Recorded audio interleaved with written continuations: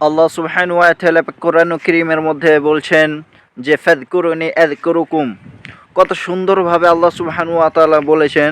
যদি এর অর্থ বা এই আয়াতটা যদি আমরা উপলব্ধি করতে পারি তবে আমরা বুঝতে পারবো যে আল্লাহ সুবহানাহু ওয়া তাআলা কত সুন্দরভাবে গুছিয়ে এই ভাষাটি প্রয়োগ করেছেন। তো ভাষাটি আমরা বা আয়াতের অর্থটি আমরা জেনে নিই। ফাযকুরুনি এর অর্থ হলো যে আল্লাহ সুবহানাহু ওয়া তাআলা পুরো মানব জাতি, পুরো পৃথিবীর মানব জাতিগণকে ডেকে বলছে ফাযকুরুনি, যদি তোমরা আমাকে স্মরণ করো, মানে আমি প্রভু আমাকে যদি তোমরা স্মরণ করো, আযকুরুকুম, তবে তারপরে প্রভু আমাদেরকে বলছেন যে আযকুরুকুম, আমিও তোমাদেরকে ঠিক ওইভাবেই স্মরণ করব যেভাবে তুমি আমাকে স্মরণ করেছো।